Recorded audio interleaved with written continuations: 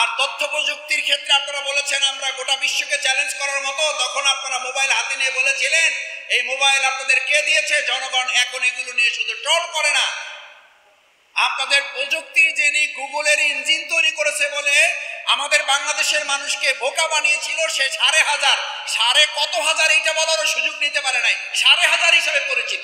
Cultural পাওয়ারে তার এমন শিক্ষায় শিক্ষিত করে দিল, বিশ্ববিদ্যালয়ে শিক্ষক ঢুকতে ছাত্রদের পারমিশন লাগে না, শুধু নকল করেছে, নকল ধরেছে একজন শিক্ষক, সেই কারণে দলীয় পরিচয়পত্র দেখিয়ে শিক্ষককে হলেই ছুরিকাঘাত করে তাকে হত্যা করেছে। এই রাজনীতি যারা করেছেন তারা আজকে অপরাজনীতির কবলে পড়ে শুধুমাত্র শিক্ষাই শেষ করেন, আপনারা দেশ ছাড়া হতে বাধ্য হয়েছেন।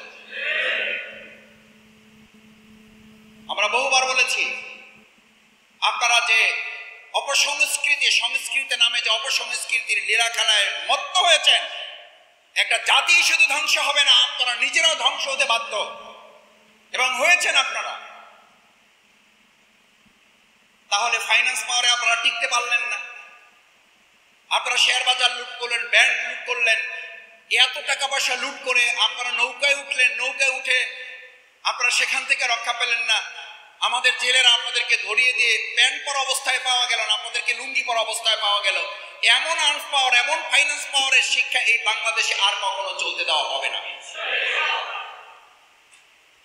কালচারাল পাওয়ারে আপনি টিকতে পারলেন না, অথচ নলেজ ইজ পাওয়ার আপনি নাম দিলেন। আপনারা আরো বললেন আমরা শুধু নলেজ ইজ পাওয়ারে না, আমরা এখন বললাম ইনফরমেশন ইজ পাওয়ার।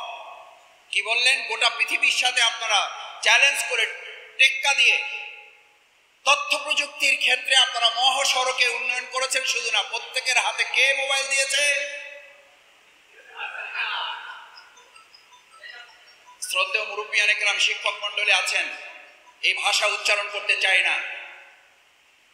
আপনারা যখন মানুষকে এরকম বোকার স্বর্গে ভেবেছেন, আর তথ্য প্রযুক্তির ক্ষেত্রে আপনারা বলেছেন আমরা গোটা বিশ্বকে চ্যালেঞ্জ করার মতো, তখন আপনারা মোবাইল হাতে নিয়ে বলেছিলেন এই মোবাইল আপনাদের কে দিয়েছে? জনগণ। এখন এগুলো নিয়ে শুধু ট্রল করে না, আপনাদের প্রযুক্তির যিনি গুগলের ইঞ্জিন তৈরি করেছে বলে আমাদের বাংলাদেশের মানুষকে বোকা বানিয়েছিল, সে 5,500 সাড়ে কত হাজার এইটা বলারও সুযোগ নিতে পারে নাই, 5,500 হিসাবে পরিচিত। এই শিক্ষাকে এই বাংলাদেশের মানুষ চেয়েছিল। এই শিক্ষা দিয়ে কি একটা জাতি তার অগ্রগতি, উন্নতি সাধন করতে পারে? এই দুর্গতির মধ্যে কেন পড়তে হয়েছে? পড়তে হয়েছে, এটার জন্য আমাদেরও দায়বদ্ধতা আছে। এখানে মাদ্রাসার শ্রদ্ধেয় ওলামায়ে কেরাম আছেন, শিক্ষক মন্ডলী আছেন, মাদ্রাসায় কিছু সময় পড়ার সুযোগ পেয়েছে, এখনো মাদ্রাসায় টুকটাক যাওয়ার সুযোগ হয় বিভিন্ন কারণে। আমার শ্রদ্ধেয় শিক্ষক মন্ডলীর প্রতি শ্রদ্ধা রেখে বলি, এখনো কোনো মাদ্রাসায়, কোনো শিক্ষা প্রতিষ্ঠানে, শুধু মাদ্রাসা না, সাধারণ শিক্ষার মাদ্রাসার ব্যানারগুলোতে কোথাও লেখা থাকে ইসলাম ও আধুনিক শিক্ষার সমন্বয়। আমি সেখানে শ্রদ্ধেয় শিক্ষক মন্ডলী যারা থাকেন তাদেরকে খুব বিনয়ের সাথে জিজ্ঞেস করে জানতে চাই, আচ্ছা ইসলাম ও আধুনিক শিক্ষার সাথে সমন্বয় বলে আপনারা কি বোঝাতে চান? তো ওনারা খুব সুন্দর করে বুঝান যে আমাদের এখানে ইসলামও থাকবে, আমাদের এখানে আধুনিকতাও থাকবে, আমাদের এখানে কোরআনও থাকবে, আমাদের এখানে বিজ্ঞানও থাকবে, আমাদের এখানে হাদিসও থাকবে, আমাদের এখানে তথ্য প্রযুক্তিও থাকবে, আমাদের এখানে আরবিকও থাকবে, আমাদের এখানে আইটিও থাকবে। আমি তখন জিজ্ঞেস করি, আপনি শুধু কোরআনের কথা বললেই তো আপনার বিজ্ঞান, আধুনিকতা, প্রযুক্তি, তথ্য সবের মধ্যে চলে আসবে। আধুনিকতার সাথে যদি ইসলামকে মিলানোর কথা এখনো আমরা বলি, তাহলে প্রকৃতপক্ষে ইসলামকে ছোট করা, বড় করা হয় না, বরং আধুনিকতার সাথে ইসলাম চলতে পারে না, এটা বলে ইসলামকে রীতিমতো অপমান এবং লাঞ্ছিত করা হয়। আমাদের এটা তো প্রতিপক্ষ যারা হাতিয়ার, তাদের অস্ত্র এটা, ইসলাম এবং আধুনিকতা একসাথে চলে না। আমরা সেই স্লোগানে ভিন্নভাবে প্রদর্শন করি, ইসলাম ও আধুনিকতার সমন্বয় নয়, বরং ইসলামই শুধু আধুনিক নয়, ইসলাম অতি আধুনিক এবং ভবিষ্যতে যত আধুনিকতা তৈরি হবে, সমস্ত আধুনিকতার মা হচ্ছে, বাবা হচ্ছে, জনক হচ্ছে ইসলাম। এটা প্রচার না করলে দেশে মানুষের মুক্তি হবে না। আরে ভাই, আপনি শিক্ষা কোত্থেকে পেয়েছেন? পৃথিবীর কে আপনাকে শিখিয়েছে? কোন বিজ্ঞানী, কোন শিক্ষাবিদ, কোন রাষ্ট্রপতি, কোন রাষ্ট্রবিজ্ঞানী, কোন পণ্ডিত আপনাকে শিখিয়েছে? মহাগ্রন্থ আল কোরআন নাজিল হওয়ার আগ পর্যন্ত আবু জেহেল, ও তো আবু জেহেল ছিল না, তো আবুল হেকাম ছিল। এই ইতিহাসকে আপনি অস্বীকার করতে পারবেন? মাদ্রাসার শিক্ষক অস্বীকার করতে পারবে? বিশ্ববিদ্যালয়ের শিক্ষক অস্বীকার করতে পারবে আবুল হেকাম তার যুগের সমস্ত বিজ্ঞান ছিল, সমস্ত জ্ঞান ছিল, সমস্ত পৌত্তলিকতা ছিল, সমস্ত জ্ঞানের শাখা ছিল, শুধু কি ছিল না? ইসলাম ছিল না, শুধু কোরআন ছিল না, শুধু ওহীর জ্ঞান ছিল না। আজকে আদর্শ শিক্ষক ফেডারেশন দ্ব্যর্থহীন কণ্ঠে এটা গোটা বাংলাদেশের মানুষের কাছে পৌঁছে দিতে চায়, ইসলামবিহীন, কোরআনবিহীন, ওহীর জ্ঞানবিহীন শিক্ষায় শিক্ষিত হওয়া আবুল হেকাম যদি ইসলাম ছাড়া আবু জেহেল হয়, আজকের যদি জ্ঞান, প্রযুক্তি, বিজ্ঞানের যত উৎকর্ষ আপনি সাধন করেন, ইসলাম এবং কোরআন, ওহীর জ্ঞান যুক্ত না করলে আপনি আবুল হেকাম থেকে আবু জেহেল হবেন, তাতে কোনো সন্দেহ নেই। এখন আপনাদের কাছে যদি জানতে চাই, বড় বড় প্রতিষ্ঠানে আপনি পড়াবেন, আপনার সন্তানকে ওহীর জ্ঞান দেওয়া হবে না, আপনার সন্তানকে কোরআনের জ্ঞান দেওয়া হবে না, আপনার সন্তানকে ইসলামের জ্ঞান দেওয়া হবে না।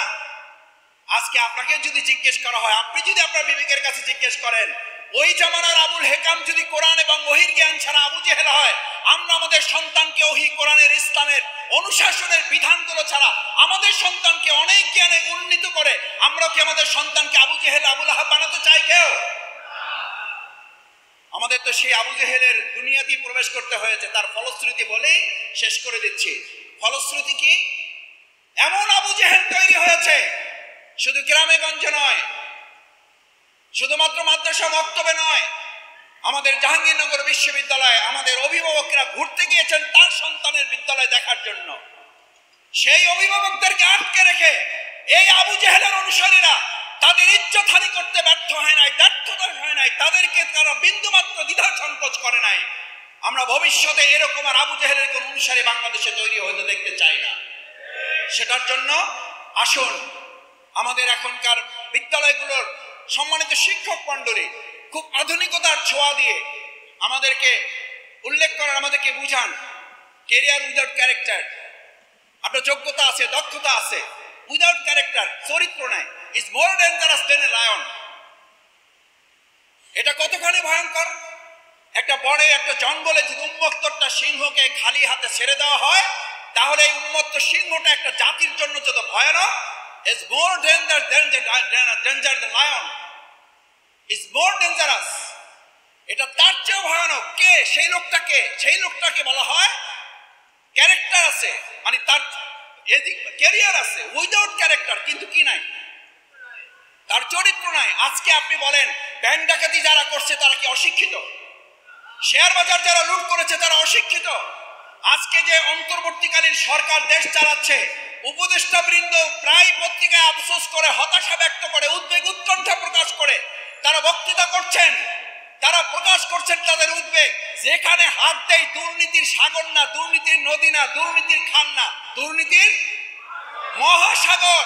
এই মহাসাগর বিগত 15 বছরে যারা তৈরি করেছেন তারা অশিক্ষিত না শিক্ষিত? শিক্ষিত। এই লোকদের হাতে তাদের বলা হয়েছিল ক্যারিয়ার উইদাউট ক্যারেক্টার, তাদের যোগ্যতা আছে কিন্তু চরিত্র নাই। আদর্শ শিক্ষক ফেডারেশন আজকে আহ্বান জানায়, আসুন আমরা আমাদের আজকের এই প্রিয় মাতৃভূমি বাংলাদেশে এমন লোক তৈরি করতে চাই, ক্যারিয়ার উইথ ক্যারেক্টার। যদি তার যোগ্যতা থাকে তাহলে ম্যান্ডেটরি করতে হবে, তার সাথে কি থাকতে হবে? হিউম্যান ভ্যালুস থাকতে হবে, ফাইন্যান্স ভ্যালুস থাকতে হবে, ফ্যামিলি ভ্যালুস থাকতে হবে, মূল্যবোধে তাকে উজ্জীবিত করতে হবে। একটা দেশের শুধুমাত্র আইন শৃঙ্খলা রক্ষাকারী বাহিনী দিয়ে সে দেশের জাতিকে পরিচালিত করা যায় না, যদি সেই জাতি নিজ থেকে পরিচালিত হওয়ার শিক্ষা গ্রহণ না করে। এটার প্রমাণ আছে। 15.5 বছরে আইন শৃঙ্খলা বাহিনী দিয়ে শুধু নয়, পার্শ্ববর্তী লোক থেকে ভাড়া করে নিয়ে এসে আমাদেরকে পরিচালনা করতে চাইলেন। সেখানকার বিগত 2 মাসে যত অত্যাচার অনাচার হয়েছে, আজকের এই 2 মাসে তার সিকেবাগ হয় নাই। কারণ প্রশাসন কিছুটা দুর্বল থাকলেও মানুষ তার দেশপ্রেমের চেতনা নিয়ে প্রত্যেকে রাস্তায় দাঁড়িয়ে দেশ পরিচালনার সিদ্ধান্ত নিয়েছে। আমরা আইন শৃঙ্খলা রক্ষাকারী বাহিনীর উপরে নির্ভর না করে দেশের মানুষ তারা তাদের বিবেকের উপর নির্ভর করেছে। বাংলাদেশ আদর্শ শিক্ষক ফেডারেশন সেরকম একটা জাতি বিনির্মাণ করতে চায়, যারা নিজ জায়গা থেকে প্রত্যেকে দেশপ্রেম এবং ইসলামের চেতনা উজ্জীবিত হবে। তাহলেই বিগত 15.5 বছরের অন্ধকার ভেদ করে আমরা আলোর জগতে প্রবেশ করতে পারবো ইনশাআল্লাহ। আসুন সম্মানিত শিক্ষক মন্ডলী, সুধী মন্ডলী, সুধীবৃন্দ, শিক্ষার শেষ কথা বলা হয়, hour knowledge is brings us নিয়ারার two ignorance. আমাদের যে শিক্ষা এখন চলছে চলমান, শিক্ষা নীতিমালা সংস্কারের জন্য একটা কমিটি গঠন করা হলো। অত্যন্ত দুর্ভাগ্যজনক ব্যাপার যে 90% মুসলমানের এই দেশে শিক্ষার নীতিমালা, যেখানে আকণ্ঠ দুর্নীতি শুধু অশ্লীলতা বাড়ায় পড়ে ভরে দেওয়া হয়েছে, আজকে আদর্শ শিক্ষক ফেডারেশন উদ্বেগ উৎকণ্ঠার সাথে লক্ষ্য করছে 90% মুসলমানের সেই দেশে আপনি একটা শিক্ষা কমিশন করবেন আর সেখানে ইসলামপন্থী দুজন বিজ্ঞ আলেম রাখবেন না, এটা হতে পারে না। শুধু নয়, বোঝা যায় এখনো আওয়ামী লীগের দোসররাই দেশ পরিচালনায় সহযোগিতা করছে। এটা চলতে দেওয়া হবে না। আমরা সাধুবাদ জানাই, ধন্যবাদ জানাই যে আপনারা শিক্ষা কমিশন আমরা দুইজন যুক্ত করতে বলছি, আমরা পুরাই বাতিল করে দিয়েছি। এটাও খুব ভালো লক্ষণ নয়। বাতিল করতে হলো কেন? এমন কমিশন আমরা কেন গঠন করি যে মানুষের পালস বুঝি না, জনগণের পালস বুঝি না? তার চেয়ে বড় কথা হচ্ছে 2024 সালের 5ই আগস্ট, জুলাই এবং আগস্টের যে গণ অভ্যুত্থান হয়েছিল, সেই গণ অভ্যুত্থানের চেতনাটা কেন আমরা এখন যারা অন্তর্বর্তী সরকারে আছি তারা এটা ধারণ করতে ব্যর্থ হচ্ছি কেন? আমরা অন্তর্বর্তীকালীন সরকারকে ব্যর্থ হতে দেখতে চাই না, আমরা দেখতে চাই তারা সফল হবেন। সেটার জন্য আদর্শ শিক্ষক ফেডারেশন যা করা দরকার সবকিছু আমরা আপনাদের সাথে থেকে করব, কিন্তু জুলাই এবং আগস্টের চেতনাকে অবশ্যই ধারণ করতে হবে। তারা চেয়েছিল উই ওয়ান্ট জাস্টিস। আসুন, সেই ওয়ান জাস্টিসের মূল লক্ষ্যই হচ্ছে ইসলামী শিক্ষায়, ইসলামী অনুশাসনের শিক্ষায়, মানুষকে নৈতিকতার শিক্ষায়, যে যে ধর্মের সেই ধর্মের মূল্যবোধের শিক্ষায়। কোন ধর্মীয় মূল্যবোধ সম্পর্কে মানুষ ধর্ষণ করতে পারে না, কোন ধর্মীয় মূল্যবোধ সংক্রান্ত মানুষ চাঁদাবাজি করতে পারে না, কোন ধর্মীয় মূল্যবোধ সংক্রান্ত শিক্ষক 5ই আগস্টের পর নতুন করে আবার কোন একজন শিক্ষকের গলায় জুতা মালা পরাতে পারে না। যারা করছেন আমরা মনে করি তারা বিগত সরকারের দোষর হিসাবে কাজ করছেন, এটাও আমরা তীব্র নিন্দা এবং প্রতিবাদ জানাই। শিক্ষকরা হচ্ছে আমাদের সম্মান, জাতির কর্ণধর। তারা তাদেরকে সম্মান এবং মর্যাদার আসনে অধিষ্ঠিত করে প্রিয় মাতৃভূমি বাংলাদেশকে আমরা সেই দিকে নিয়ে যেতে চাই। Our knowledge brings us nearer to ignorance. আমাদের শিক্ষা আমাদেরকে অজ্ঞতার দিকে নিয়ে যাচ্ছে। Our ignorance brings us nearer to death. আর সেই অজ্ঞতা আমাদেরকে মৃত্যুর দিকে ধাবিত করেছে। সেই মৃত্যুর ধাবিত পথ থেকে আদর্শ শিক্ষক ফেডারেশন আলোর উজ্জ্বল আলোকবর্তিকার দিকে নিয়ে যাওয়ার আহ্বান জানিয়ে আমি আপনাদের সবাইকে ধন্যবাদ কৃতজ্ঞতা জানিয়ে আমার কথা শেষ করছি। আল্লাহ হাফেজ। বাংলাদেশ জিন্দাবাদ। বাংলাদেশ আদর্শ শিক্ষক ফেডারেশন জিন্দাবাদ।